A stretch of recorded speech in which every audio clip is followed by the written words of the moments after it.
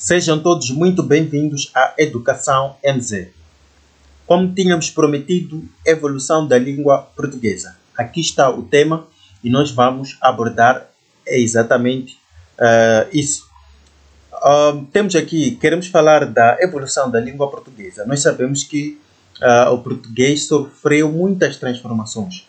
Então, essas transformações são essas transformações que nós queremos estudar. Então, vamos tomar aqui do indo-europeu ao latim, ok? O que isso quer dizer do indo-europeu ao latim? Isso quer dizer o quê? Existiu uma língua chamada indo-europeu que chegou ao latim, ok? Que foi já chamado de latim. Mas vamos em detalhes poder estudar isso. Estudos comparados de diversas línguas europeias e asiáticas levaram os linguistas a pensar que estas terão derivado de uma língua comum, o indo-europeu. À exceção do basco, todas as línguas oficiais dos países da Europa Ocidental pertencem a 4 ramos da família indo-europeia. O primeiro ramo é chamado o helênico, o segundo é chamado o românico, o terceiro germânico, o quarto é chamado de céltico. Então, nesse ramo da família indo-europeia, por exemplo, o helênico, nós encontramos aí o grego. O grego é um exemplo da família helênico, ok? Do grupo helênico. Enquanto que português, o italiano, o francês, castelhano e romeno fazem parte do grupo românico, ok? Português, italiano, francês, castelhano e romeno. Por sua vez, encontramos também inglês e alemão. Inglês fazem parte do grupo germânico. Então, essa é a evolução das línguas. Mas isso que nós estamos a estudar é exatamente para poder perceber a evolução da língua portuguesa. Enquanto que irlandês e gaélico é do grupo céltico. Então, se nós formos a perceber, as línguas têm grupos onde se enquadram. Por exemplo, a nossa língua portuguesa enquadra-se no grupo românico.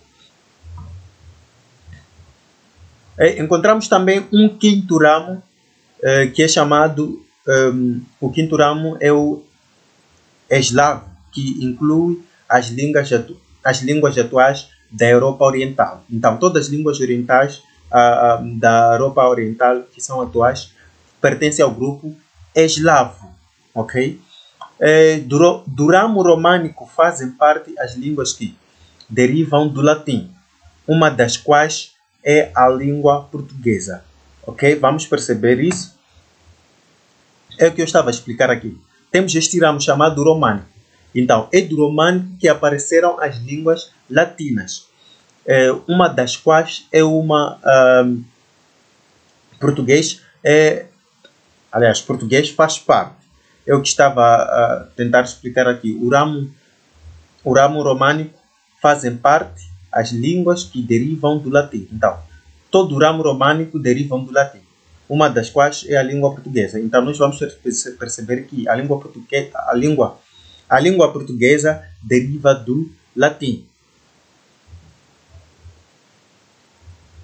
Agora, a pergunta seria: como se formaram essas línguas a partir do latim? Ok? Porque nós estamos a perceber que aqui no grupo românico é o latim. E o latim surgiu em português. Temos aí o italiano, francês, castelhano e romeno. Agora, a pergunta é: será que como é que surgiram essas línguas? Como é que surgiu a língua portuguesa através do latim? Será que isso é possível? É isso que nós queremos. É isso que nós queremos já estudar. Ok? Como vocês podem ver aqui, do latim às línguas românicas. Então, estamos dentro de línguas românicas, onde a língua portuguesa faz parte. Então, o nosso objetivo principal é estudar acerca da língua portuguesa. Então, o latim é, hoje, considerada uma língua morta. Você poderia dizer, mas como uma língua morta? Morta porque já não é uma língua falada ou em uso. Então, veja só que a partir do latim nós obtemos português, mas o latim já não é, já não tem uso atualmente. Hoje, ok? Na atualidade já não tem uso. Você poderia dizer o seguinte: espanhol. Espanhol não é latim. Apesar que sejam chamados de latinos, né? Mas existia a língua que era chamada de língua latim, não latino como, por exemplo, sendo de um país. Ok? Então, era uma língua falada no Lácio, região de Roma. Então, essa língua latim era falada na região de Roma, que se propagou além fronteiras com o processo de conquista territorial e dominação cultural e efetuado pelos romanos, a romanização.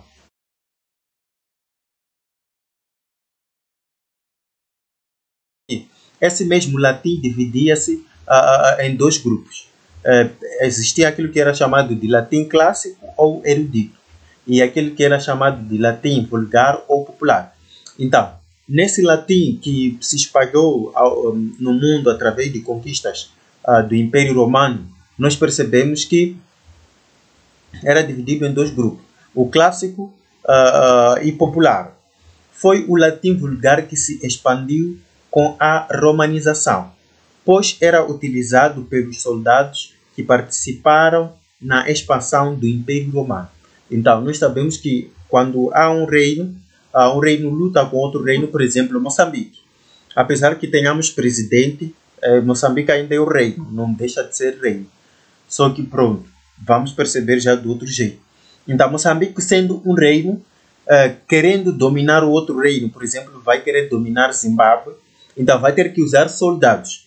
Então, uma vez que soldados são eles que estarão em frente, se os soldados dominam mais, os soldados de Moçambique em geral, se dominam mais a língua xichangana, então quer dizer, lá onde vão, eles vão espalhar essa língua xichangana. Se dominam a língua chicena, vão espalhar mais a língua chicena. Então, se dominam a língua exuabo, vão espalhar também a língua exuabo. É o que aconteceu com os romanos. Então, os soldados romanos falavam o latim vulgar, ok? Para eles era mais prático usar o latim vulgar, e esse latim vulgar que acabou se espalhar pelos soldados. O latim, entrando em contato com outras línguas e culturas, sofreu modificações e diferenciações, originando primeiro os romanços e depois as línguas novilatinas constituídas pelo português, espanhol ou castelhano, italiano, francês, romeno, sardo e provençal.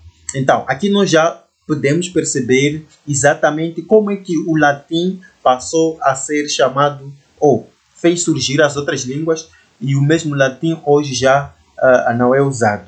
É por causa dos soldados. Os soldados tomaram o latim vulgar, ok, popular, posso assim dizer. Então, tomando esse popular, eles dominaram muitas regiões. Então, claro que quando você chega numa região que você domina, lá já tem uma certa língua. Então, aquela mesma língua, ela não vai morrer assim do nada, ok? Vai tentar reagir. Então, a reação da língua nativa é que trouxe essas mudanças. Mas, principalmente, a primeira originação, ou a primeira língua que surgiu através do latim, foi chamada de romanços. Mas depois, mais tarde, já começaram a aparecer as línguas chamadas novilatinas. Então, o português é uma língua novilatina, ok? Espanhol é uma língua novilatina. Castelhano é uma língua novilatina.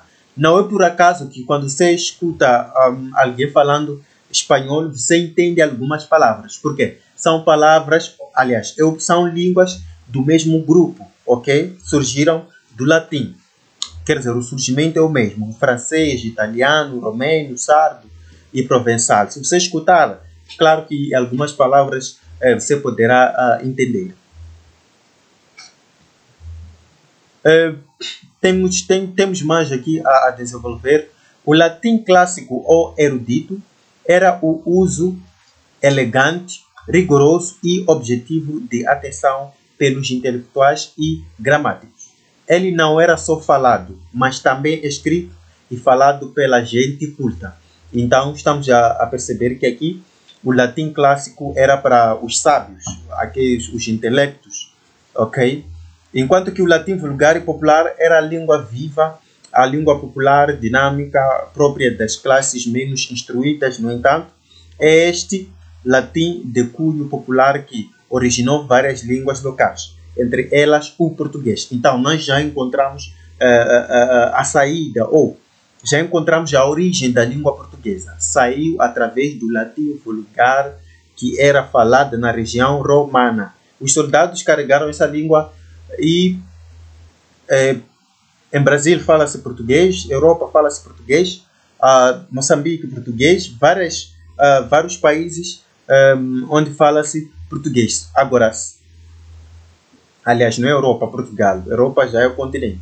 Então, temos aí Portugal, fala-se português. Vamos deixar exercícios na comunidade, faça a questão de responder. Também na próxima aula nós vamos trazer a evolução da língua portuguesa no espaço. Espero que eu tenha ajudado. Até a próxima oportunidade. Muito canimamo.